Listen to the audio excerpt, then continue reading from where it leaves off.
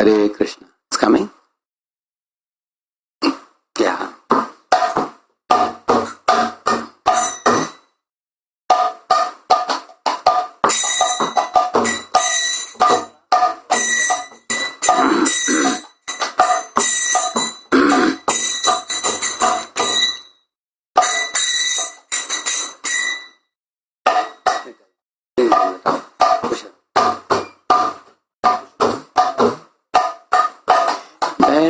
Radha Madhava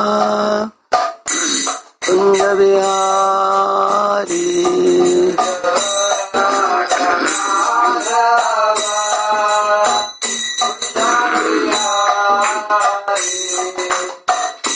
Radha Madhava Kunja Bihari Radha Madhava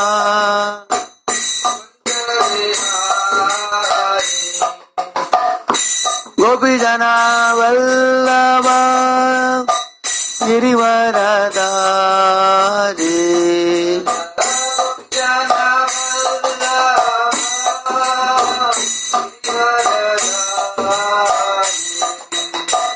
Yashodanandana Brajajana Ranjana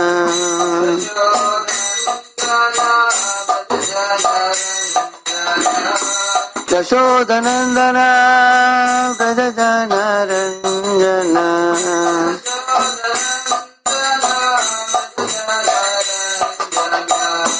Yamuna Tira Vanachari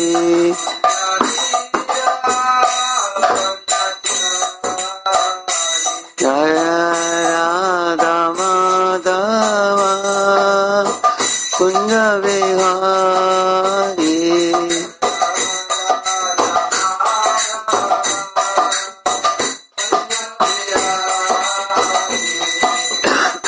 Gopi Jana Vallabha Girivaradari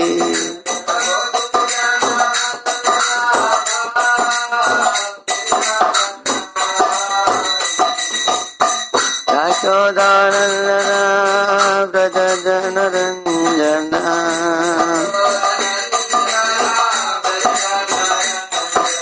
Yashodanandana Brajajana Ranjana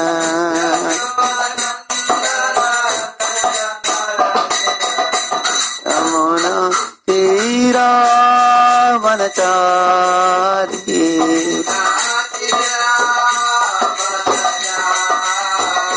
Jaya Radha Madhava Kunja Vihari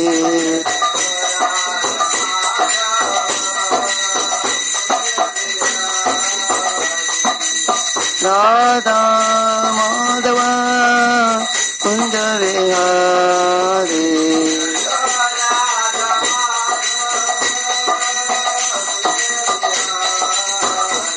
Jaya Radha Madhava Kunja Vihari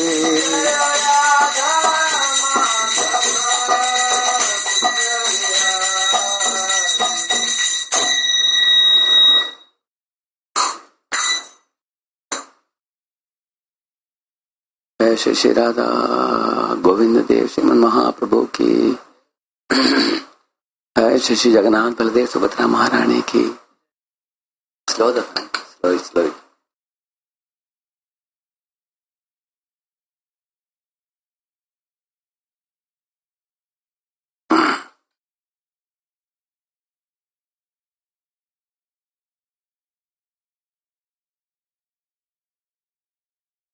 ओम ज्ञानतिमिरान्धस्य ज्ञानाञ्जनशलाकया चक्षुरुन्मीलितं येन तस्मै श्रीगुरवे नमः। श्रीचैतन्यमनोभीष्टं स्थापितं येन भूतले स्वयं रूपः कदा मह्यं ददाति स्वपदान्तिकम्।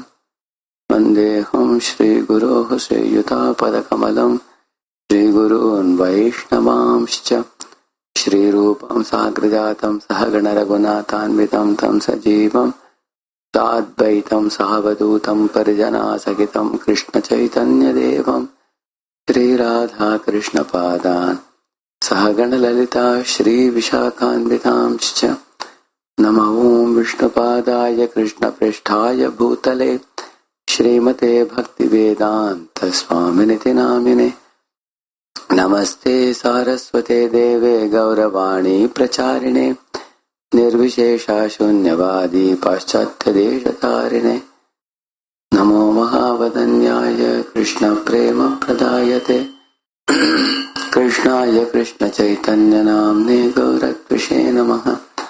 हे कृष्ण करुणा सिंधो दीनबंधो जगत्पते गोपेश गोपिका कांत राधा कांत नमोस्तुते तप्त कांचन गौरांगी श्रीराधे वृंदावनेश्वरी वृषभानुसुते देवी प्रणमामि हरिप्रिये वाञ्छाकल्पतरुभ्यश्च कृपा सिन्धुभ्य एव च पतितानां पावनेभ्यो वैष्णवेभ्यो नमो नमः। जय श्री कृष्ण चैतन्य प्रभु नित्यानंद श्री अद्वैत गदाधर श्रीवासादि गौर भक्तवृंद। हरे Krishna Krishna Krishna Hare Hare Hare Ram Ram Ram Hare Hare.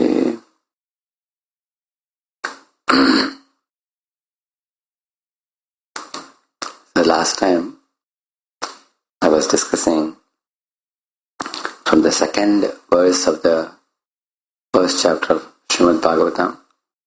I'll just recite that verse again.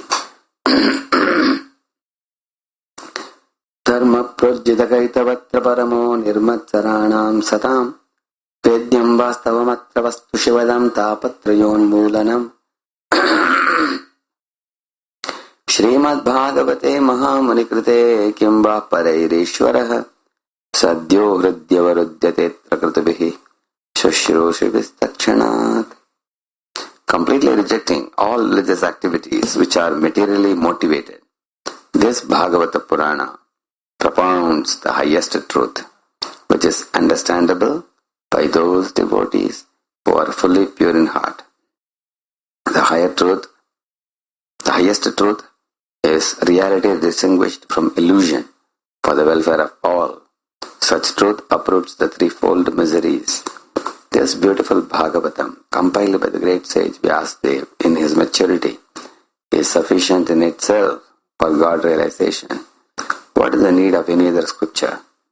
As soon as one attentively and submissively hears the message of Bhagavatam by this culture of knowledge, the Supreme Lord is established within his heart. So to briefly recapitulate what we were discussing last week, I was telling you that there is different level of dharma for different people, one higher than the other. So if you recollect, I was telling a story of a sage who was offering some ablutions in the water, and some crane passed some stool, and by simply looking at the crane, he burnt it alive, and he was proud of his tapobalam. But then, when he went to that lady's house and butcher's house, he came to see that they are perfectly doing their duties to their parents and relatives and their household duties and everything. So these type of stories are given also sometimes in the Puranas. For whom? We were discussing. For those who become drunkards, smokers, vagabonds, irresponsible fellows, those who marry and enjoy wife, but they don't take care of wife. And those who beget children, but who do not spend time in raising them and do not provide their necessities of life.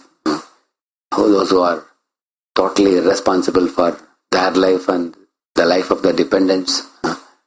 Such people are condemned in the scriptures. So for them, these type of stories are said that at least live like a human being. Don't live like animals. Actually, you can't even scold them like that because sometimes even animals are responsible. If you see, dog gives puppies and feeds of milk to the puppies. Even the pigs always go in a bunch of pigs, group of pigs. Even a lion teaches its offspring how to catch prey. So which means that even animals are sometimes seen to be responsible for their dependents. But some human beings become worse than animals. For them, this type of stories are said. Look at this lady, how she is responsibly serving her husband. Look at the butcher, how he is responsibly serving his mother and father. And how they both are doing their prescribed duty so nicely. So become a duty-bound man. In the Vedic life, the duty is very important. One should perform one's duty.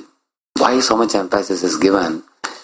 If one performs one's duty, one's material life will be regulated and peaceful. And if material life is regulated and peaceful, then from that platform, one can use it as a springboard to understand further knowledge about God. You see? Like for example, the Brahmana's duty is study Shastra and preach, accept charity and give charity, perform yajna and teach others how to do it. That is Brahmana's duty. And Kshatriya's duty is to protect the citizens and rule the kingdom by collecting tax and providing all necessities and facilities for all the people.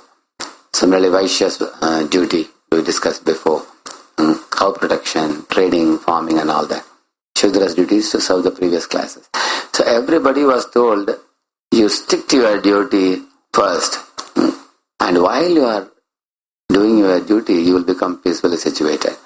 If you carefully observe the Vedic times, the performance of duty was itself the reward. There was no separate remuneration. For example, a Brahmana does yajna and teaches the scriptures without taking any salary. Because the knowledge, justice and medicine, these were all given free of cost. Medical advice, justice and knowledge, the Brahmanas gave freely. Then how did the Brahmanas survive? What was the salary pack? That was based on charity, what people gave happily with their hearts. So Brahmana considered performance of his duties as his reward, without expecting separate remuneration or salary. Similarly, Kshatriya, if a Kshatriya protects a woman, or if a Kshatriya protects a man in danger, he will not take any salary. I have protected you, give me some money. No. This is my duty. I have only done my duty to you, that's all. In this way, everybody performed their duty. Like Vaishyas are protecting cows, and the Vaishyas are also doing trading and farming and everything. They also did not take any money from anybody. They would only do barter system. I give you milk and you give me grains. Both are God's gift. God has given you the gift of something and He has given me the gift of something. I give you one thing, you give me another thing. I'll give you milk and grains. You give me silk saris and dhotis or something like that. You see, barter system. That's what they followed. And Shudras also were not given any salary, but they were given all the necessities of life. Food, clothing, shelter and everything that they needed. In this way, in Vedic life, everyone would do their duty, whatever is their inclination and tendency to do work. They would do. And the Vedas spend a lot of verses and sections on emphasizing on how one should not give up one's duty and one should stick to one's duty and perform these things. There is a reason for this. Why?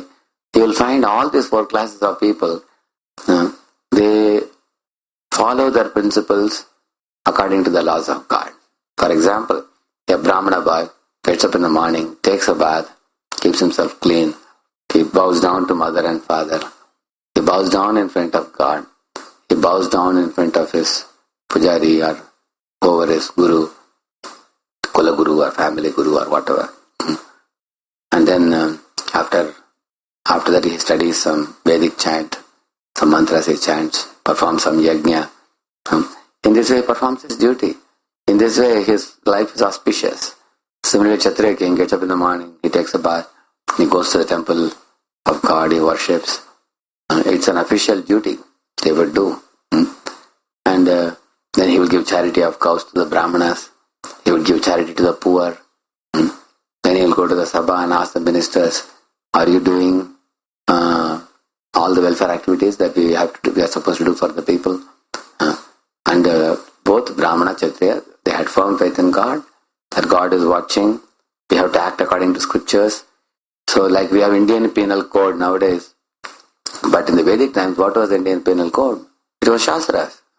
The Vedas and Puranas and Upanishads, and these Shastras directly. Whatever Shastra says, the kings would take it as the penal code, Shastra penal code. That's all. They didn't make anything separate, you see. Because Shastra is word of God, and they would just follow it. That's all. Everybody. And the taxation was simple, just 25% of people's earnings they would give to the king. And the kingdom was run smoothly. So when people stick to their duties, they are sticking to God's laws. So the whole country is very easy to manage. Vaishyas would fear, if I don't give 25% of my earning to the king, God is watching me. I'll be punished. You see? And the Shudra feels, if I simply become lazy and disloyal and if I steal, then God is watching. So better that I serve the other three classes of people peacefully and get whatever they give me and I live peacefully. See, everybody's life is God-centered. That is why if somebody sticks to their duty, which is according to their mental inclination, psychophysical nature as we call it, that psychophysical nature is fitting with that type of work, Brahmana, Kshatriya, Vaishya, Shudra, whatever. And it is God-centered, it's God-given in the scriptures. You do this kind of thing, and they are also situated in an ashrama, brahmacharya, grihastha, vanaprastha, sannyas. So in this way people would become fixed in their duty, and you will see performance of this duty keeps the social order very peacefully. Like, everyone knows, a woman should be treated like a mother. Children should be protected. Cows should be protected. They should not be tortured or exploited. So in this way you will find the people lived a God-centered life, performing their duties, so their material life became peaceful. Now once the material life is stable and peaceful, then the king arranges cultural programs, the religious programs, where people come and take part. And there is a particular method of a person elevating himself towards going back home, back to Godhead. Which is where there are two routes which one can take. One route is called four Purusharthas: Dharma, Artha, Kama, Moksha. Another route is the path of Vaishnavism. So this is going to be my focus today. So continuing from the theme which I left last time, I'm going to continue today. So I told you last time that if somebody is irresponsible, they should become responsible, duty bound, like that lady or that butcher or whatever. If somebody is responsible to parents and relatives and friends, they are told, hey, this is not enough. You should worship the demigods, because demigods are supplying rains, heat, light, wind, and all the resources of the material world. So you can't afford to just say that I am duty bound to mother and father and keep quiet. You have to worship the demigods. Devan bhaveta anena trideva bhavayantu parasparam bhavayanta shreya paramavapseta. Bhagavad Gita, Lord Krishna says. So you serve the demigods and perform yajna for them, and they will be pleased with you, and they will provide you all the necessities of life. And so a Vedic follower, besides doing his duties to his immediate relatives, he also worships the demigods. You will find people celebrate the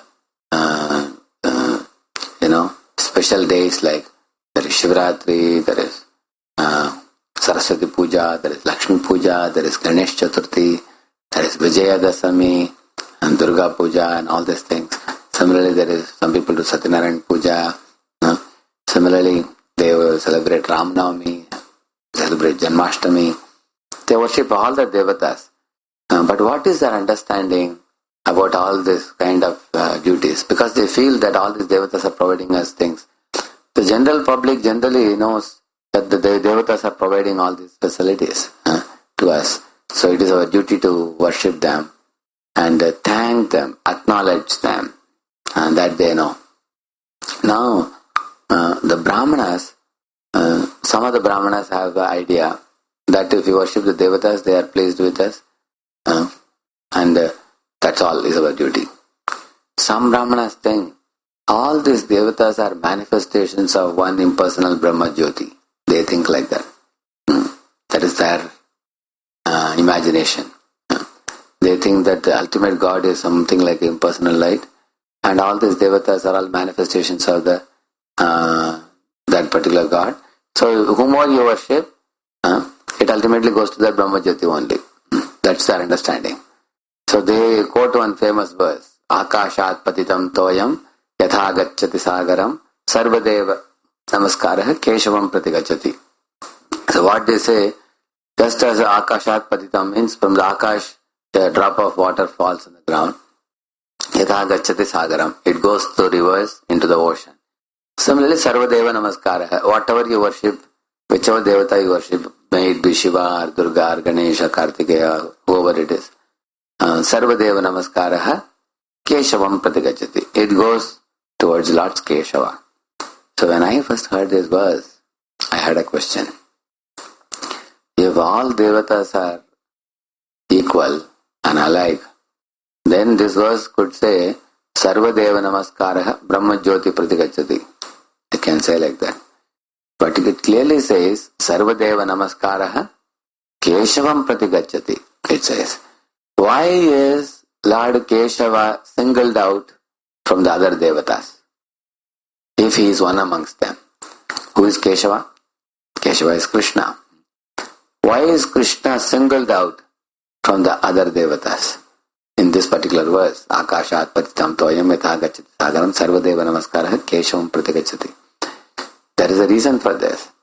Because all the devatas, when there is a cosmic disturbance, they go to the Shweta Dvipa, lotus feet of Vishnu, milk ocean, and they pray to him, which clearly shows Vishnu stands out from the demigods. He is supreme. That's why all demigods go to him. If he is not supreme, then what is the point of all demigods going to him? Similarly, the worship of all demigods is ultimately meant for Keshava. It's like saying, whatever taxes that you pay to chief ministers ultimately goes to Prime Minister of India, who is at the top, who is at the helm of all affairs in India. Similarly, Sarvadeva Namaskara Keshavam Pratigacchati. Keshava is unique because he is the Supreme Personality of Godhead. And many people clearly cannot understand, many even the Brahmanas. Some people worship the Devata, some of them think God is impersonal. Some of them just do yajna for the Devatas and keep quiet. But one thing is true, they follow the norms, rules and codes of conduct given in the scriptures. This is the way you have to do things in this world. So, in this way, as I told you, those who are irresponsible fellows should be brought to the platform of duty, and those who are already doing the duty should be brought to the platform of worshipping the demigods, and those who are worshipping demigods should be enlightened that Vishnu is supreme. And you have to surrender to Lord Vishnu, who is ultimate, supreme. They have to be brought to that point. In this way, the Vedic life gradually elevates a person. Now, this much only I told you last time, but now I can be more specific and more clear how this exactly happens, this route that it takes a person.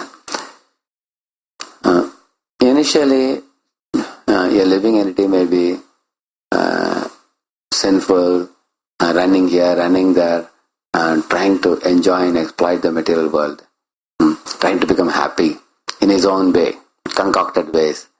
He struggles and struggles and struggles. Many, many lifetimes he gets kicks from Maya. He suffers. And at one particular point of time, one realizes that I have to be religious. If I want to become happy, I should do some religious activity. Because those people who are religious and pious, they seem to be very happy. So let me also become religious. So that is the time one adopts dharma. See, dharma for getting artha, money, economic benefits. And artha so that I can enjoy kama. And kama means pleasures. And when one is frustrated with kama, then one will go for moksha or liberation. So this is dharma, artha, kama, moksha. Now, for example, somebody is performing religious activities and getting artha. Now somebody may ask a question. Now in Western countries and all, people don't specifically perform dharma to get artha. Without having to do yajna, dana, tapa and all these things, people are getting artha, wealth. So is it not an easy way out to get all necessities of life, facilities of life yourself without having to perform dharma? The question is answered. Krishna says, yajñārtāt karmanaha anyatra lokoyam karma bandhanaha. He says, without dharma, you cannot earn artha. But even if you, without performing dharma, if you somehow earn money, that money will not give you happiness. This is the reason why in the Western countries they have a lot of money, but there is no happiness. People are frustrated, people are committing suicide, people are constructing tall buildings only to jump from there and commit suicide. Why? The reason is they have got artha, wealth, without performing dharma. This is like a looted property. Imagine if a thief robs a bank and he is holding the money. Oh, I didn't have to work hard. Without working hard, I earned 5 crore rupees. Yes, he earned the 5 crore rupees without working, but very soon the police will catch him. He cannot have a peaceful sleep in the night. He'll be chased after by the police and arrested very soon and severely punished also. Similarly, that artha earned without dharma becomes a source of headache, trouble only for the person. So, modern day society is characterized by people who say, why to go to church, why to go to temple, why to go to mosque. We will find out how to earn wealth in our own way and how to get kama, pleasures in our own way without having to depend on God. We will make electronic gadgets and enjoy. We will create everything on our own. Why to depend on God? And you see the plight of modern man, how he suffers. So in the Vedic times, one performs dharma to get artha. How? As I told you, yajna, dana, tapa. Yajna means performing fire sacrifices to get putra bhagyam, to get dhana bhagyam, to get jamin bhagyam. If you want material facilities, generally Vedic life, material facilities means what? You should have jamin, land, cows, grains and gold. These are considered as real solid commodities. Then you are considered as wealthy man. Otherwise, without these things, simply having currency notes or dollar notes doesn't make you a wealthy man. So people would perform this type of yajna. Then they would also give dan, charity to others. Then tapas. Tapas means like upavas and other things they would do. Austerities. So by this, one can achieve their desires, heart's desires. They may have many material desires. I want a son, I want a daughter, I want land, or I want a nice harvest this year, and I want abundant facilities, luxuries in this world. And one may do dharma like this, and one may get those facilities. And one can offer the yajna to different devatas, and one may get it. Yeah. And as a person keeps doing these things, the brahmanas come to his house and they perform this yajna and all. And suddenly he finds, anyway he got a son, but as the son grows up, sometimes he becomes rebellious. So he has problem with his son. Sometimes he has a bountiful harvest. A lot of grains which come. But 1 year rains are coming, next year there are no rains, there are problems. So he learns from the brahmanas that actually this life is about 100 years or whatever. Life is short and I'm not able to enjoy. But if I go to heaven, then I can enjoy for a longer period of time. The Brahmanas tell him, if you perform Jyotishtoma sacrifice, you can go to heaven and enjoy for a very long period of time. Thousands of years people live. And if you drink Amrit, you can even live even many, many more thousands of years. Then the living entity develops a desire. Maybe I can go to heaven. Because here my happiness is stunted by a short life. Let me live a very long life. So he makes a plan. He calls the Brahmanas and performs sacrifices and does the requirements to go to heaven. That's called Karma Kanda. Karma Kanda. So they perform Karma Kanda sacrifices to go to heaven. Because they get information. In heaven there are Nandanandana gardens. They are beautiful. There are beautiful apsaras. Then they drink soma juice, which is purifying and elevating. Then they may live a very long duration of life, and the standard of happiness is very high. The devatas, they have many capabilities. They can just catch hold of one plant or something and disappear in one place and reappear in another place. The devatas can change their form at will. And the devatas eat pure food, Havishana offered to Vishnu, which is like made of pure ghee. They eat very fine foodstuff, they wear very fine dress. The garland they wear never gets dried up. They never touch the ground, they stand above the ground level. All these things, they can fly, they can move from place to place. They live very happy lives. This is heavenly bodies. So one develops a desire, if I can go to heaven, how nice it will be. I can live thousands of years peacefully, unlike this earth. This earth, the life is full of suffering.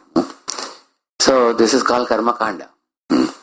And as he performs Karma Kanda sacrifices, preparing to go to heaven, this also includes that the person has started developing faith in the knowledge of the soul, without which earlier he was not aware of life after death. Now the faith has come in life after death. That after death, my Atma means me only. I will leave this body and I will go to heaven. So in the beginning he was totally materialistic. He was thinking, I will get child, I will have harvest nicely, I will get bungalow and I will get facilities. He was thinking only on a ground level. Now he is developing faith in the soul. So I will quit this body and I will go to heaven and I will live for a long time. He is making plans. You see, the most important point is, his desire for sense gratification is not gone. But he wants to get it in a Vedic way. That is appreciated. Because God doesn't say you cannot gratify your senses at all. But God says that you can gratify in a way that I have given permission. So a person who is gratifying his senses as per the Vedas, Vedic procedure is far superior than even a person who doesn't gratify his senses but rebels against God. So the Karma Kanda sacrifice performer is not very elevated, but still at least he follows the path of God, how to go to higher planets. Now as he keeps performing the sacrifices, preparing to go, sometimes it's likely that he dies and then he goes to heaven, and then his punya count gradually goes down. 5, 4, 3, 2, 1, 0. Shine punye martyalokam vishanti. He comes back to the earth. Then again he may do punya activities, go to heaven and come back again. That's what Krishna says. Tetam bhuktva svargalokam vishalam kshine punye martyalokam vishanti evam trayi dharma manuprapanna gata agatam kama kama labhante. Gata agatam, he's saying. They go to heaven and they come back again. Tetam bhuktva svargalokam vishalam. Vishal svargalok they enjoy. Kshine punye martyalokam vishanti. When punya count is over, they come back here. So in this way Krishna says, they develop a desire. Traividyamam somapa putapapa yajnairištva svargatim prartayante te punyam asadya surendra lokam ashnanti divyan divideva bhogan. He is saying that they develop a desire to go to the surendra lokam, like that, inner lokas and other lokas. They develop a desire to go, and then they go and they come back again. Now, this may go on for hundreds and thousands of lifetimes, after which a living entity feels, what is the use of going to heaven and coming back? Because such kind of trip is useless. It's like a Ferris wheel. It takes you up. When you go up, you feel very happy. And then you come down. Again you go up. Again you come down. And I am simply rotating again and again in this world. And this world is Dukhalayam. And this is Ashashvatam. It is temporary world. I am not happy here. I am getting old age every time. I am getting disease every time. I am taking birth again and again. It's full of suffering. Now, is there some way by which I can get rid of all the sufferings and become happy once and for all? Happy for all time. So is there a method? So he is asking the Brahmanas. Then the Brahmanas say, you see, you did dharma and you got artha, wealth. Then gradually you wanted to enjoy the different pleasures of this world. You enjoyed. Now you become bored with them. What can you enjoy? Some people think I will enjoy women, beautiful women. I will enjoy nice food. Or I will enjoy having plenty of relatives surrounding me and praising me. Or I'll get some great achievements in life and I'll show to the world. Maine bhi kuch kiya hai. I have done something. But after some time you get bored with all these things. One understands that I cannot unlimitedly enjoy. How much can I eat? How long can I eat? So one understands that the material pleasures are limited. They cannot satisfy the senses and mind. One gets tired. So when one gets tired of material sense gratification, then one is looking for some higher pleasure which is long lasting. And heaven also is useless because long duration of life, higher standard of happiness, but then that is also temporary.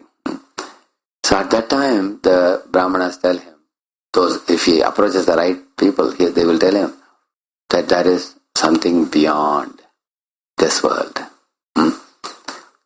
Something beyond. There is a story of Nachiketas.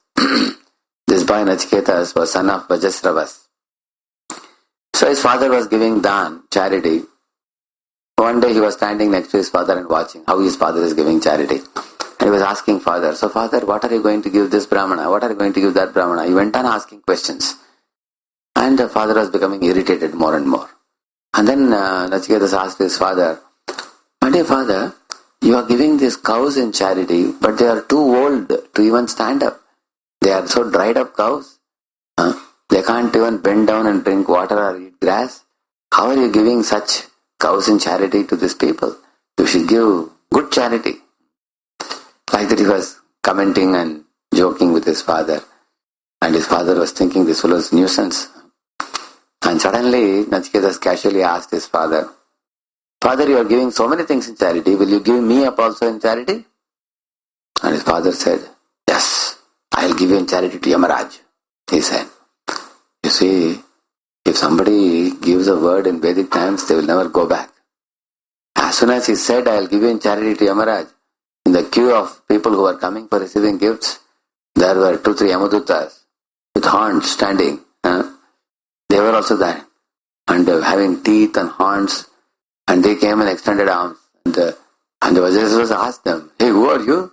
What do you want? Sir, we have come to take the charity of your son. You just now said you want to give him to Yamaraj. We are going to take him to Yamaraj. So, he was feeling pathetic, very unhappy, but he had to do it. So he gave Nachiketas to them. So they took him to Yamalok. But then at that time Yamaraj was out of station. So 3 days later he came. And Nachiketas had to simply keep waiting and waiting and waiting. And when Yamaraj came, he said, sorry Nachiketas, I kept you waiting for a long time. Now, because I kept you waiting, I want to give you 3 boons. Ask me for any 3 boons you like. First boon, Nachiketas asked, I have always heard about heavenly planets. And I had a desire to go there. I heard that heavenly planets are free from thirst or sorrow. So people are happy for a very long period of time. So can you please teach me how to perform yajna by which I can go to heaven? And Yamaraj sat with him and explained to him yajna. Then the second boon he asked, what do you want? Nachiketas said, can you please send me back to my father so that my father will be happy? Because I was too naughty. and he was talkative, because of which he lost me. So if you go back to him, he'll be very happy. Yamaraj said, oh, so be it, no problem, I'll send you back. What more boon you want? And the third one, he said, that, my dear Yama, I have heard that there is something beyond this Brahmanda, beyond this universe, some truth. So, many great sages and saints, they give up the society, they give up their occupational duties, they give up everything of this world, and they go to the forest, and they perform penances, and they try to attain that ultimate goal of life, that is beyond birth and death. I am very eager to know that truth. Can you please tell me? Yamaraj heard, he said, my dear boy, the question that you are asking is a very difficult to answer question. Even the gods of the yore, they did not know answer to this question. They perform their prescribed duties in this world, but they do not know what exists beyond this creation. You have posed a very difficult question to me. Please release me from this question. Ask me for another boon. Instead, I will give you horses, chariots, elephants, fair maiden, and I will give you vast lands to rule with sons and grandsons. And you can have all of them, and you can enjoy life to the fullest extent and be happy. Now you ask me some boon similar to that, he said. And Nachiketas thought for a while and said, my dear king, you are Yama, the god of death. Who can be a better teacher than you to teach me on what is beyond death and beyond birth? I cannot consider anyone so qualified like you. I want answer only to this question only. Nachiketas was adamant.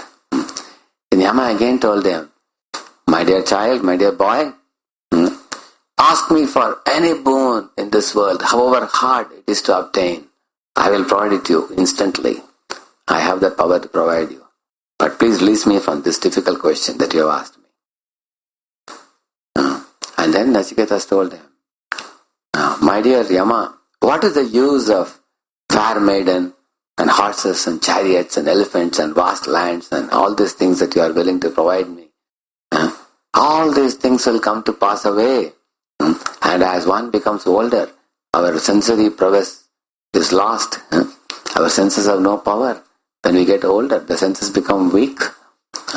And one cannot enjoy the world as one could enjoy in youth. And my dear Yama, with you in sight, will anybody be able to enjoy anything in this world? One will have to give up everything and be taken away by death. So I think the life in this world is simply useless. We are all short-lived. There is no use of all these facilities. I only want the answer to my question. What is beyond birth and death? Please tell me. Now, Yamaraj considered Nachiketas to be a good candidate to hear about spiritual knowledge. You see, in the Vedic times, people would not give spiritual knowledge to any Tom, Dick and Harry unless they are really sincere seekers. They are inquirers. Jignasa is required. So, Yamaraj thought this boy is actually fit to sit down and hear because he is very intelligent and very inquisitive. So he told Nachiketas, I am very pleased with your question. Let me tell you, there are two roads in our life.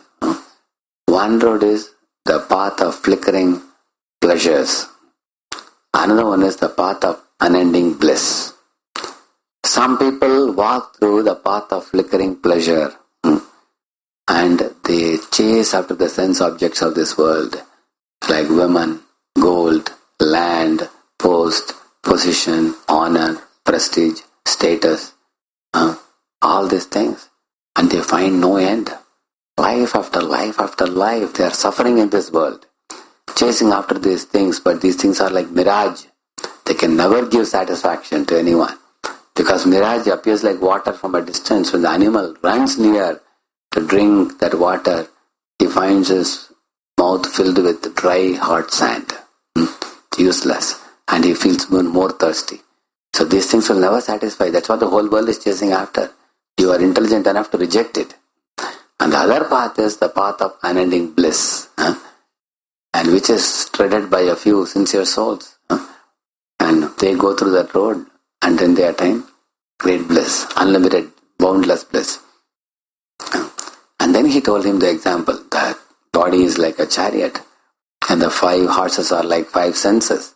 The intelligence is like the driver and the Atma is like the passenger. And when we are riding this chariot of this material body while wandering in this world, we have to be careful.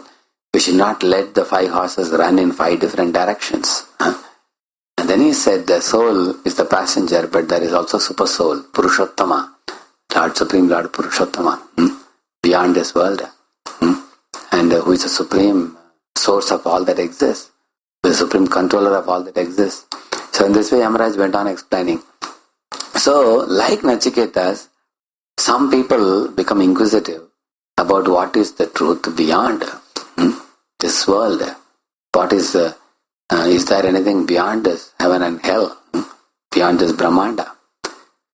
So, from Karmakanda, these people are now transported to another bush called Jnanakanda bush. What is Jnanakanda?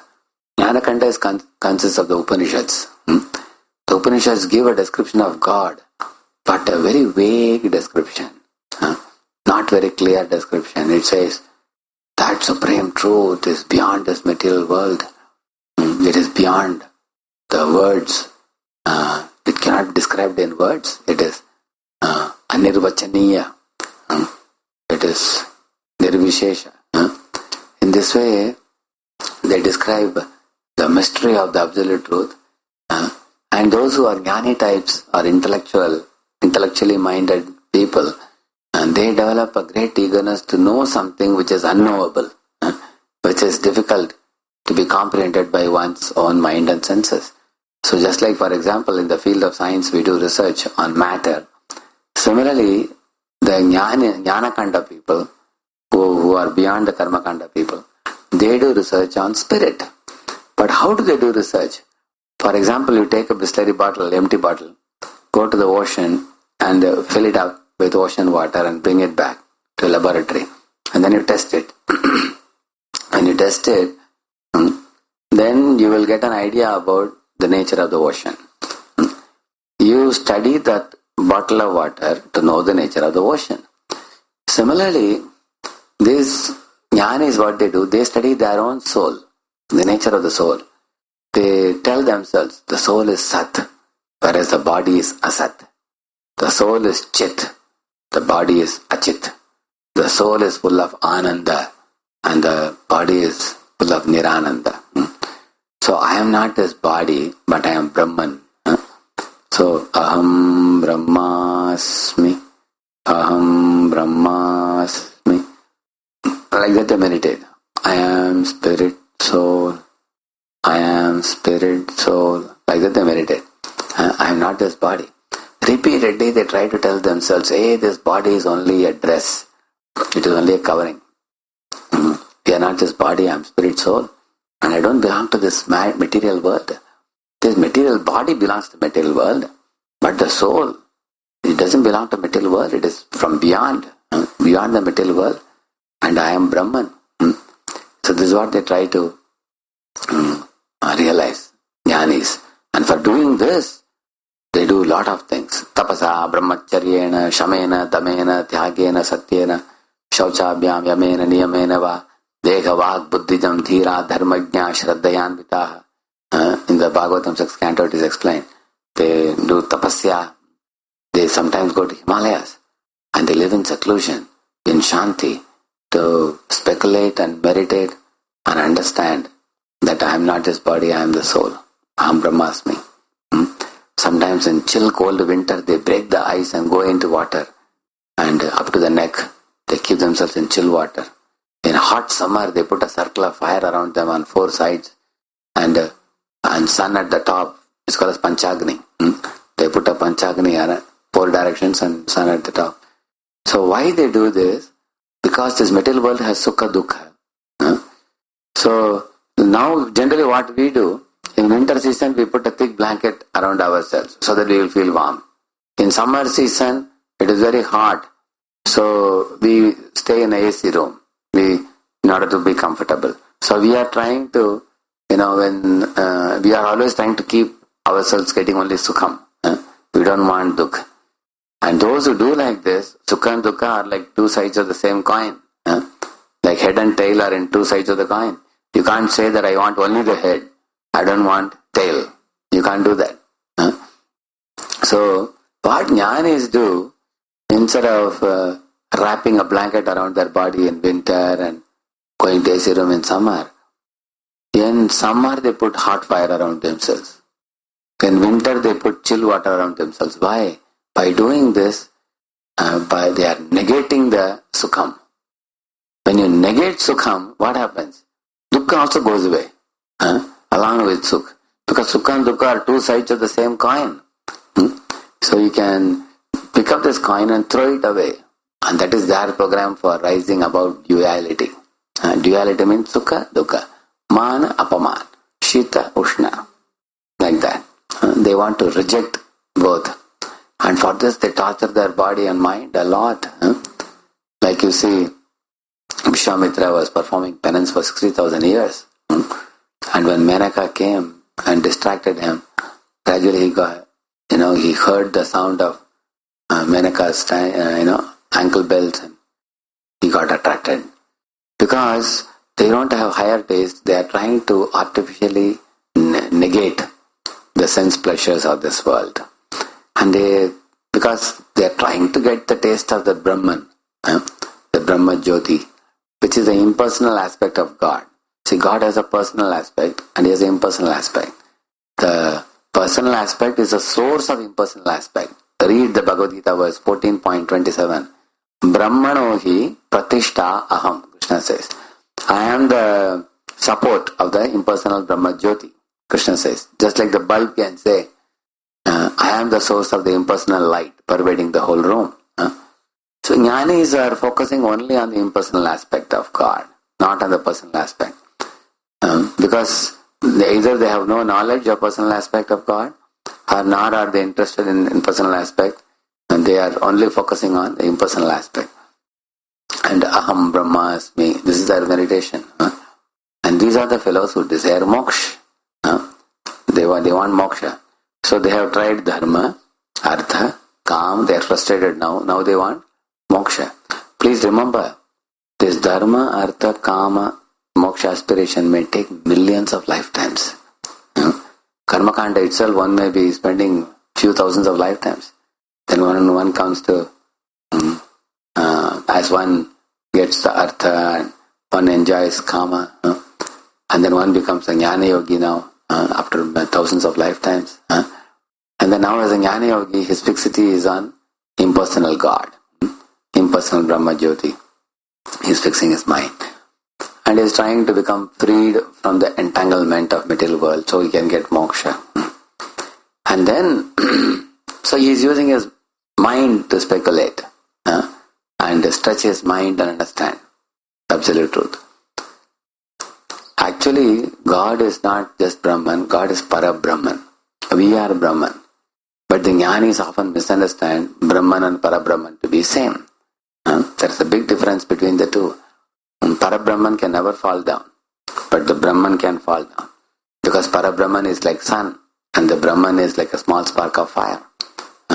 Krishna is beyond fall down. He can never fall down. God is beyond fall down. But we, as jivas, can fall down. So these differences they do not know, because they think we want to get out of this world and merge into Brahman and become one with God. That is their desire. So Prabhupada used to say, only in darkness everything is one. But when you switch on the light, every object has its identity very clearly. Similarly, these jnanis, they think they know, they are very proud. They speak very refined sentences. They say, those who think they know, they don't know. Those who think they know, those who think they don't know, they know. And this kind of Vedantic statements they read and they try to interpret. You see, the Veda Anta means the conclusion of all the Vedas is given in Vedanta. And it's all in sutras. Janmadhyasya yataha. That is one sutra. Atado Brahma Jignasa, another sutra. Aso Vaisaha, another sutra. So it's very briefly given Vedanta Sutra, but they take it and twist it and turn it to interpret that the absolute truth is Brahma Jyoti and we have to merge and we have to become God. This is their endeavor. This is Jnanakanda bush. Why I call it bush? Because Karmakanda is one type of bush. You keep going round and round in heavenly planets and back to earth. But Jnanakanda is another bush where one gets into word jugglery. One studies Sanskrit. One tries to understand God by one's own endeavor. And one performs severe penances and everything to attain that impersonal God.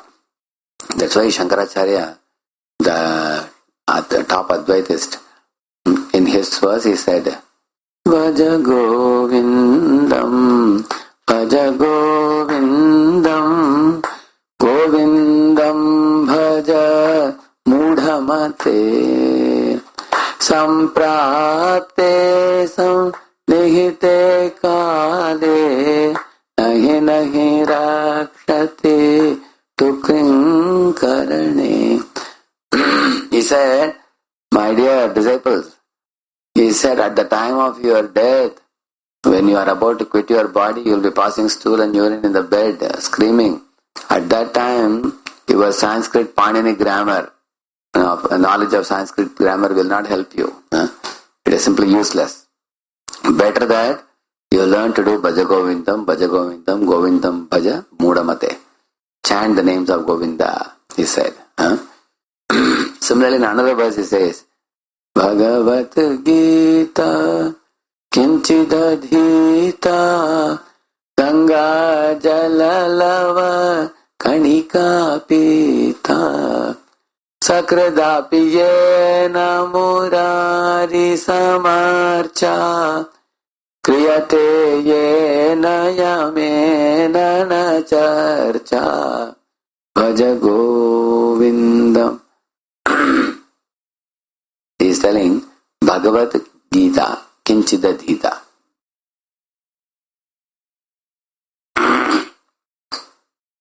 Every day, read a little bit of Bhagavad Gita, drink a little bit of Ganges waters, and Murari Samarcha. Sit in the assembly of people where you discuss about Murari, who is Krishna. Then at the time of death, you will not have to have a negotiation with Yamadutas, he is telling. So it's a very wonderful verse by Shankaracharya. These two verses. So he is telling the jnanis who spend all their life speculating and meditating and trying to understand this Brahma Jyoti. I read in one of the books of even Vivekananda, some of his disciples went to him and said,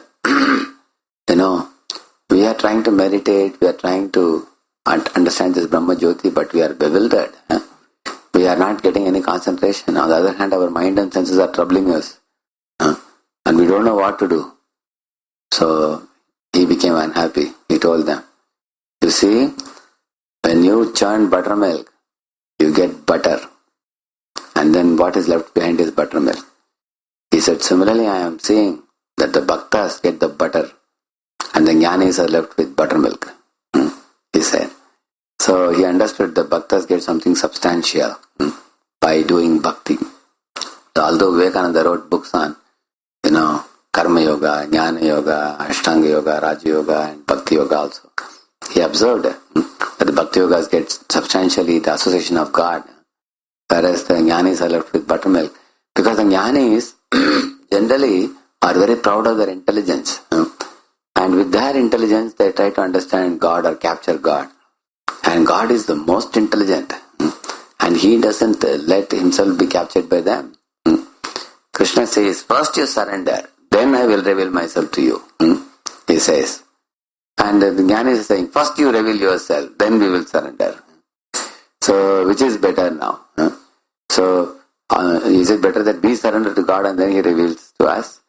Or He has to reveal, we put condition to Him and then only we will surrender. See, from a comparative point of view, God is far superior and much greater.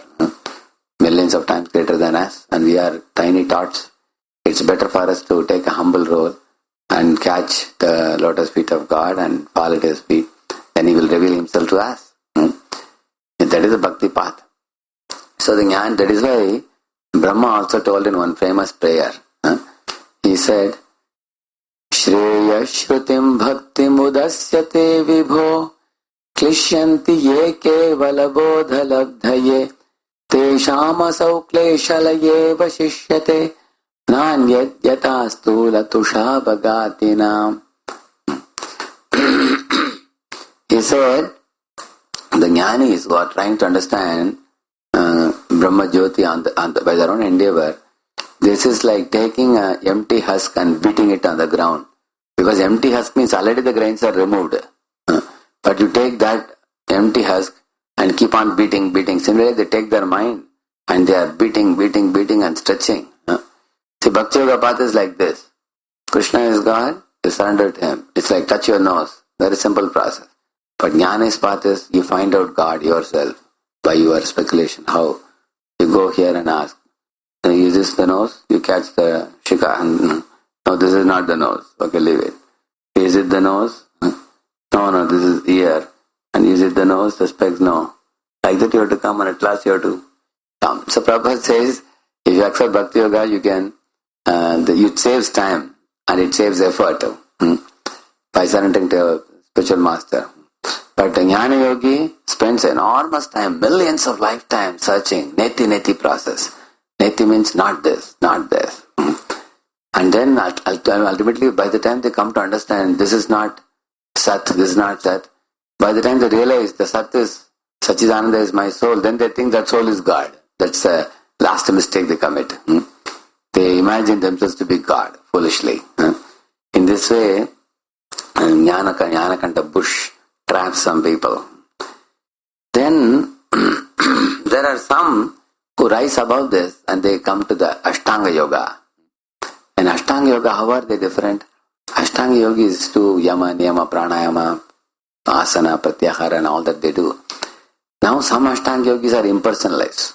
While meditating in their heart, and they have one of the rules called Ishvara Pranidhani, which means surrender to the Supreme Lord. But instead they meditate on Brahma Jyoti, and they are also impersonalized. But higher than them are those yogis, Dhyana Avastita Tadgatena Manasa Pashyantiyam Yogino. In their heart they see the Vishnu form. So this is the first step in which they start accepting the personality of Godhead. Just like Government of India has no shape or form. And there is Prime Minister of India in the Parliament, he has a form, but very formal relationship. The yogi's relationship is like that. They see the Lord in the heart, but with great reverence and respect. Like Dhruva Maharaj saw Vishnu. That type of respect. They see. There is no intimacy, there is no exchange, there is no playing with the Lord. But there is only watching the Lord and meditating. That's all. That is Ashtanga Yogi. And then beyond that, there is Bhakti Yoga, where not only one sees the Lord, one accepts the Lord as a lover or as a child or as a friend. The 5 rasas.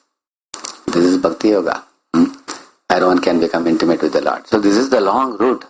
Karma Kanda, then you become a Jnana Yogi, then Ashtanga Yogi, then Bhakti Yogi.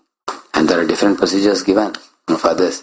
Even for Ashtanga Yogi, Krishna told Arjuna, my dear Arjuna, if you want to become Ashtanga Yogi, you go to forest. And in the forest, of course, you will hear sounds of leopards and tigers and lions and elephants and all. But you should be fearless. And then sit under a tree, put some kusha grass, put some deer skin or some tiger skin or something, and you sit on the top of it and then you meditate. And while meditating, you have to keep your eyes semi-closed. And if you completely close it, you will go to sleep. If you completely open it, you will be distracted by sense objects. So you have to semi-close it. And in this way you meditate. In this way, Krishna told the long procedure of Ashtanga Yoga. At the end of which, Arjuna told Krishna, Yoyam yogas tvaya prokta samyena madhusudana. He said, my dear Krishna, this procedure which you have given me, my Lord, it is so difficult for me. this doesn't seem to be practical, he said. And Prabhupada says, Arjuna was a sense-controlled man, and he was a man of Dwapara Yuga, very powerful. He was already a transcendentalist. And if he says this is impossible for him, what about Kali Yuga Jivas like us? He says. So that is Ashtanga Yoga. Like when Sri Dhruva Maharaj went to forest in 6 months, what kind of tapasya he performed. Of course, he also chanted a mantra, Om Namo Bhagavate Vasudevaya, and he performed the Ashtanga Yoga procedure. So some of the Ashtanga Yogis, they understand God is personal, and then they come to the point of Bhakti Yoga later, after that. Not just meditating, but exchanging, reciprocating love with God, and they enter into Vaikuntha, or enter into Goloka. Some of the Ashtanga Yogis who are seeing Lord in reverence, they may become trees in the spiritual world. Because trees are just standing in one place and watching the Lord with great amazement. So these Ashtanga Yogis become like that. They can enter Goloka Vrindavan and become trees there, if they simply want to watch Krishna. If they want to serve Krishna, then they become Dasyaras. And not only they want to serve Krishna, they want to intimately exchange love, then they become Sakhas of Krishna, Sakhyaras. Then there is Vatsalaras, Madhuriras, like that. So depending on how we revive our connection with God, love with God, that much we can go closer to God, become intimate. Just like I told you, Prime Minister in Parliament, not a very intimate relationship. He is sitting across the table, you say good morning sir or whatever. You don't get too intimate. But when you become Prime Minister's relative, like imagine somebody's Prime Minister's wife or Prime Minister's parent, Prime Minister's intimate friend, you can just barge in Prime Minister's office. You can sit on his table and talk to him. You can open the fridge and take a sandwich and eat freely. When you are intimate with the Prime Minister, you have full freedom like that. So, and also Prime Minister relatives know what type of food he likes, what type of dress he likes to wear. That such intimate things they know. So Krishna consciousness movement teaches us how to become an intimate relative of God and how to enter into the confidential private pastimes of the Lord with mother and friends and lovers. That this is the highest realization of the absolute truth. There's nothing beyond this. So this is the route, generally living in it state. This is like a staircase. Just like, for example, you want to go to the 100th story building, 100th story, then you have to climb up through the staircase. Karma Yoga, Jnana Yoga, then Ashtanga Yoga, then you come to Bhakti Yoga. Climbing up staircase will take a long time. But there is an alternative available. What is it? Lift. And that lift is Bhakti Yoga process, which is Vaishnava Sampradaya. That you enter in the lift, close the door, press the button, 100. Zoom, it will take you up, straight to the 100th floor. This is called as one-stroke method, Bhakti Yoga. What you have to do? You don't have to go through Karma Kanda, Jnana Kanda and all that. You surrender to your Vaishnava Guru, and two things. He will give you a mantra to chant it properly, and he will give you regulative principles to follow. Not only the 4 regulative principles, apart from that, there are 64 regulative principles for Bhakti Yoga, how we can revive our love for God directly. And those principles you follow, accepting Diksha from a Guru, and surrendering to him, and whatever he says is favorable to Krishna consciousness, accept them, follow them. Whatever he says don't do, don't do. So all you need to do is to follow the path of a Vaishnava devotee who is coming in parampara. That's all. And you can take a detour. Directly you can skip out all other paths and directly go to the spiritual world. If you get a Vaishnava Guru in your life, just like we say, Sau Sonar ki, Yek Lohar ki. Sau Sonar ki means, sometimes a person is taking a small hammer and tuk tuk tuk tuk tuk tuk tuk, he is hitting several times. Whereas a Lohar means he takes a hammer, one stroke method. So Bhakti Yoga is a one stroke method.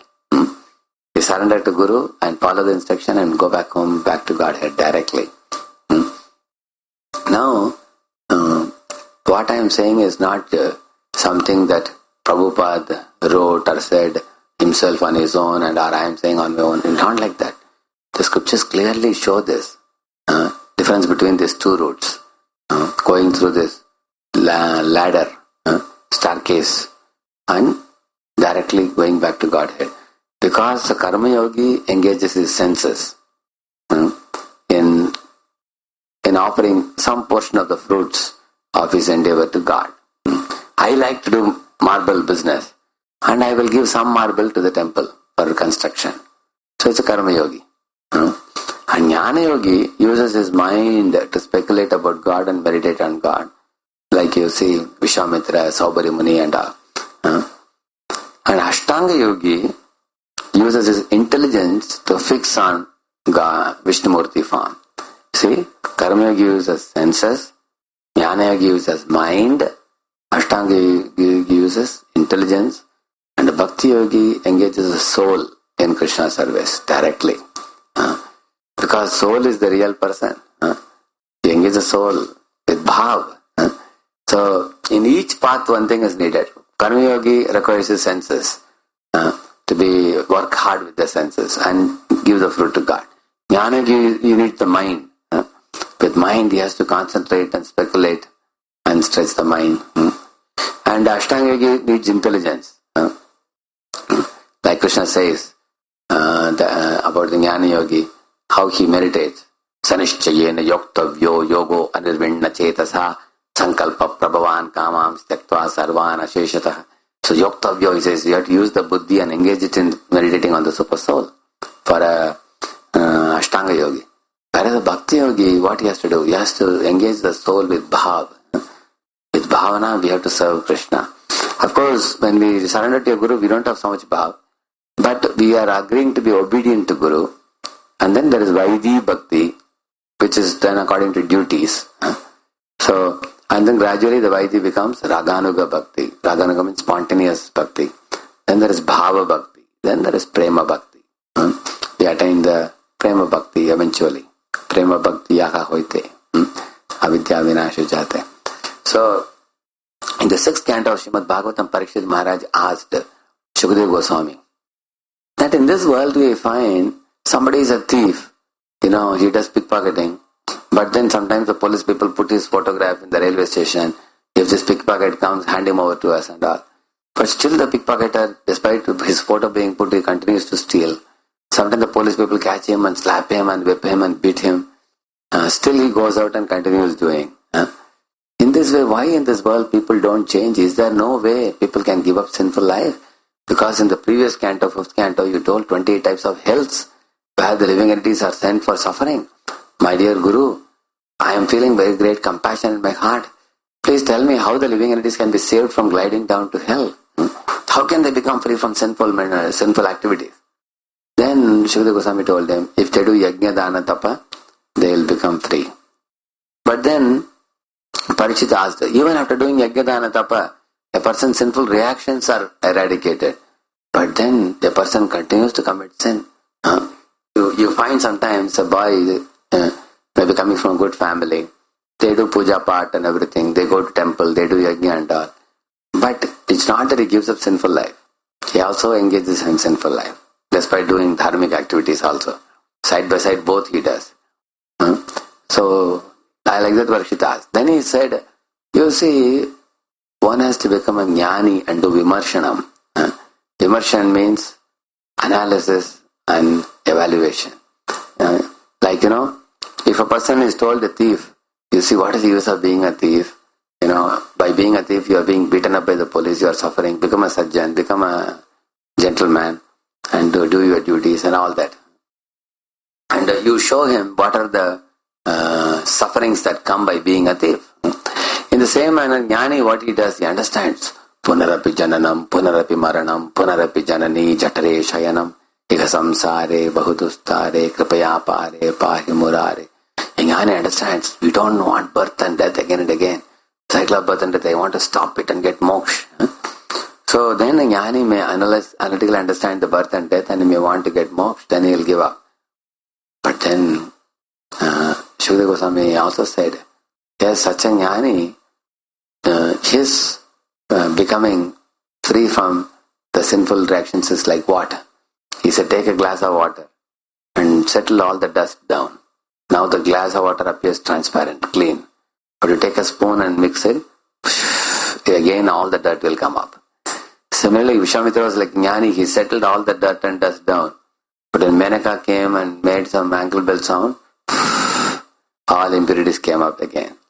See, Saubhari Muni went underwater for performing penance for a long time. Why he went underwater? To avoid distraction. But inside the water he opened his eyes. He saw two fishes were mating with each other. He saw the sight and he became agitated. Again the impurities came up. And then he came out and married 50 daughters of Mandada king. So then Shukadeva Goswami, when he was saying about Jnanis, Parikshit was not satisfied. He said, this is also useless. What is the use of being Jnani? It's like trimming the grass from the top. Again and again it keeps growing. Our old impure desires keep coming up. Is there any way by which totally our impure desires can be eradicated? Not only sinful reactions, sinful mentality also can be eradicated. He asked. The tendency only should be eradicated from the root. That a person should not look back to Maya. Then Shukadeva Goswami smiled and said, yes, my dear king, there is one method. What is that method? That is Bhakti Yoga. He told him, Kechit kevalaya bhaktya vasudeva parayanaha agam dhunvanti kartsnena niharamiva bhaskaraha. He said, just like a fog in the early morning completely covers the whole atmosphere. You can't even see a person standing nearby. In America and other places, they have a fog horn. You have to put fog horn in order to reach out to people because you can't see the car ahead of you because of thick fog. Similarly, there is fog light which can penetrate through the fog. Generally, ordinary light cannot penetrate through the fog. Similarly, our illusion is like a fog. But when sun rises in the east in the morning, immediately the fog is dispelled. It disappears completely. Like that, when the devotee chants the holy names and bhakti arises in his heart, then all the sinful reactions, sinful tendencies, sinful proclivities, and the ignorance of one's identity, everything is finished. And the devotee understands, Jivera Sarupa Hoy, Krishna Nityadas. I am only servant of Krishna. Like that he understands. And he becomes a pure soul completely. He becomes a Mahatma. Like this, by chanting of the holy name. Like that Shukadeva Goswami said. And to give an example, he spoke about Ajamila in the 6th canto. He said, look at Ajamila. He was a Brahmana boy. He was Shilavan. Shilavan means gentle in behavior. He was a Sadachari. He had all good behavior. Etiquettes and everything. He was Shruta Sampanna. Means he was learned in the Vedic literature. And he was also Dridavrata. Dridavrata means, he would get up early in the morning, take cold water bath, bow down to parents, bow down to his Kulaguru, and bow down to God, and all that he would do. In fact, his father told him, you go and fetch some flowers for worship of Vishnu. He got it. But he was only a Brahmana boy. He was not a Vaishnava. What is the difference between Brahmana and Vaishnava? A Brahmana, he may be following the rituals and rites and everything nicely, but he doesn't have much knowledge about the loving devotional service, about how to strike relationship with Lord Krishna or Vishnu. He doesn't know about the chanting, glory of the chanting of the holy names. He was not aware. Although he was doing some puja part, he was doing. And also a Vaishnava, his heart is filled with remembrance of Krishna, Krishna's parents, Krishna's lover, Srimati Radharani, Krishna's friends and spiritual world. Vaishnava means one who has a firm faith in Krishna and the spiritual world. He is a Vaishnava. Whereas a Brahmana has very meager understanding of the total absolute truth. He may sometimes be a worshipper of Brahma Jyoti, sometimes he worships demigods, but he follows the Brahminical etiquettes and everything. Ajamila was like that. And because of this, though he was a Brahmana, he fell prey to the prostitute. Whereas later on, when he begot 10 children in the womb of that prostitute, when the last son was called Narayana, when Yamakinkaras came, Ajamila shouted, Narayana! He shouted. And that calling out of one Narayana holy name gave him 4 benefits. See, calling out the holy names of Lord gives 4 benefits. The first benefit he got is by calling out the names of Narayana, one gets the association of devotees. Secondly, one gets wisdom, knowledge about devotional service from those devotees. Thirdly, one gets a chance to be engaged in Lord's service. And fourthly, one goes back home, back to Godhead. Rajamila got all the 4. He got association of Vishnu Dutas, he got devotees, then he got the wisdom about the glory of the holy name and the glory of going back to Godhead and all that. Thirdly, he went to Haridwar and engaged in devotional service. And fourthly, finally, he went back home, back to Godhead. Vaikuntha airplane came and took him. You see? So, in this way we find Ajamila, though surrounded by 10 sinful products, the 10 children produced from the prostitute, just by calling out one holy name, he became so elevated and he could go back to Godhead. On the other hand, as a Brahmana, he was doing so many things which could not give him sufficient elevation by which he could reject the sinful activities. He couldn't do that, even as a Brahmana. So this goes to show the advantage of becoming a Vaishnava, devotee. So the one is the Vaishnava route, another one is this thing, Dharmartha, Kama, Moksha, or the Karma Kanda, Jnana Kanda, Upasana Kanda, that route. Karma Yoga, Jnana Yoga, Ashtanga Yoga, Bhakti Yoga, that staircase, going through staircase. So you can decide, you want to go through gradual staircase or you want to board the lift and go straight back home, back to Godhead. Because Bhakti Yoga gives us association of Mahatmas who have that bhav of Bhakti in their hearts. By serving them faithfully and by assisting them in this path of Krishna consciousness, we can get their blessings, we can get their guidance, and they will prepare us to be sent back home, back to Godhead. That's why Srila Prabhupada, when he went to West, he didn't teach Karma Yoga, Jnana Yoga, Ashtanga Yoga, Bhakti Yoga. He told the people directly, take this one-stroke method of Bhakti Yoga, chant the holy name and follow the regulative principles. You can go back home, back to Godhead. So, this is the Bhakti Yoga path that Prabhupada gave. And based on the scriptures say, Bhakti Yoga means engaging the soul directly in Krishna's service. So, most people don't know the behavior of a Bhakti Yogi. They think Bhakti Yogis are sentimentalists because they are chanting and dancing. Because the Bhakti Yoga is characterized by Navavida Bhakti. Shravanam means hearing about Krishna. Kirtanam, glorifying him. Smaranam, remembering him. Archanam, worshipping him. Vandanam means offering prayers to him. Pada Sevanam, serving his lotus feet. Dasyam, Sakyam, Atma Nivedanam. So devotees do this nine-fold, Navavida Bhakti. And the prominent one in this is Shravanam and Kirtanam. Hearing and chanting about Krishna. And devotees dance and kirtans, engaging their body, mind, words, soul, everything. And devotees study the scriptures. They develop firm faith in Vishnu and Krishna based on scriptures by surrendering to a Vaishnava. This is a path, the Bhagavat Vidhi, to attain the spiritual world.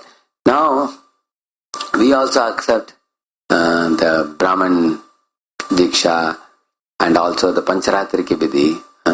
Pancharatriki Vidhi means how to worship the deities of Krishna and all that. So, that Vidhi we accept.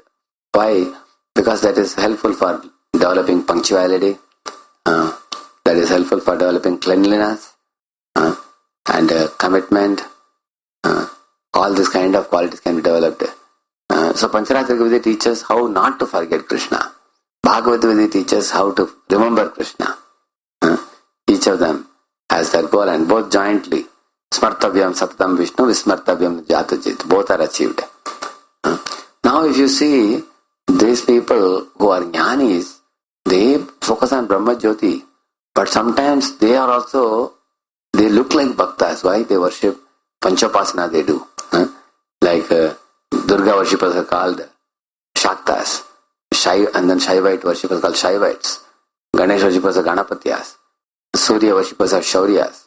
And they're also Vishnu worshippers called Vaishnavas. But they are different from we Vaishnavas. Because these 5 types of worshippers, they worship 5 deities, murtis, and then after some time they drop the murti into water and do visarjan. So what is the understanding?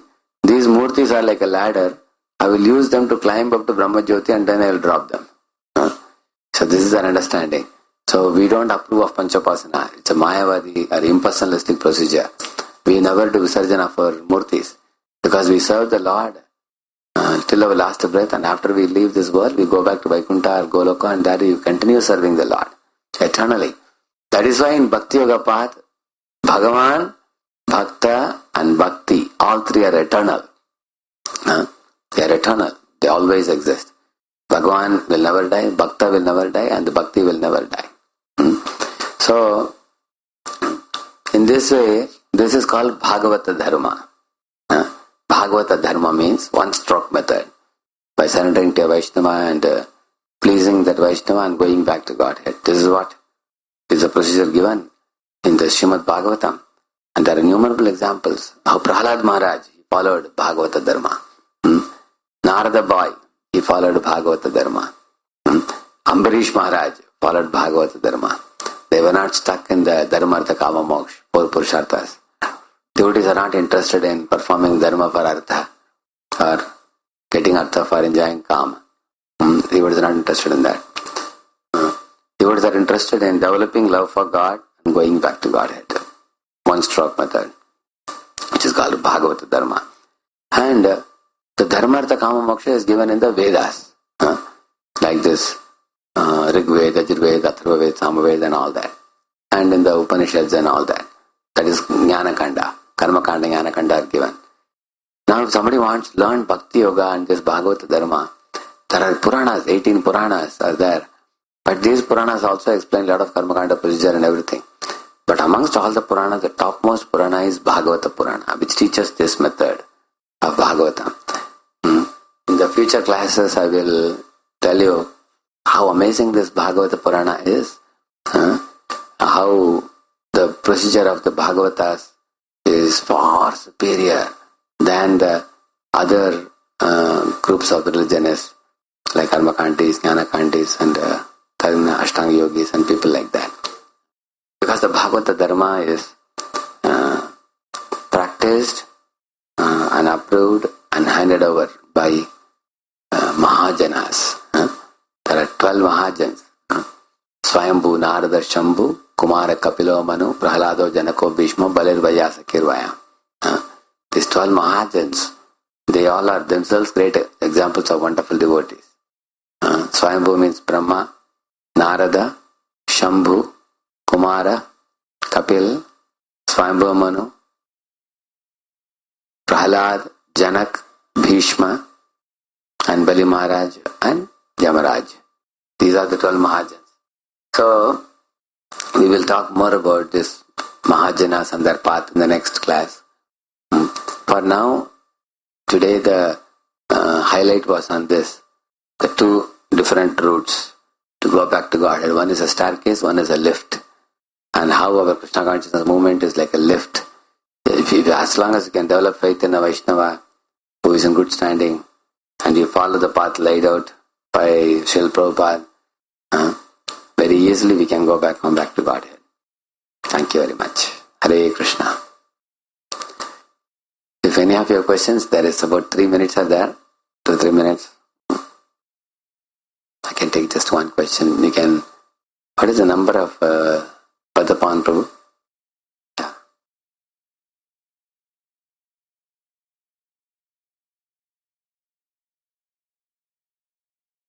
See, Srila Prabhupada says here.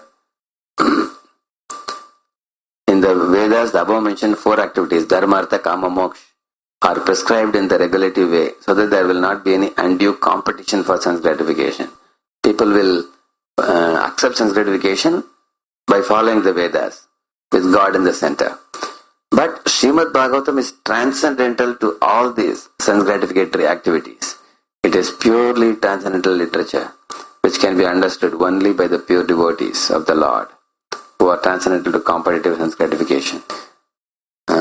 which means, karma kanda, jnana kanda, and all these kandas, people have material ambitions. Even to go to Brahma Jyoti and become God is also a material ambition. To go to heavenly planets is also a material ambition. To get some facilities within this world, to enjoy life, material ambition. Whereas Bhakti Yogi's only ambition is service to Krishna. No material ambition. No, absolutely no expectation from Krishna. I simply want to love and serve you. That's all. Please come.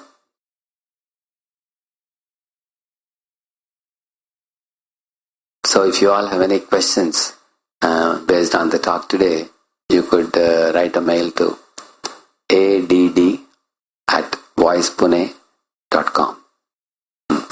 ADD stands for Antardeep Das. add@voicepune.com. So when I get questions from you, I will answer them as a part of the future classes. Thank you very much. Srila Prabhupada ki, Granthra Srimad Bhagavatam ki. Thank you very much.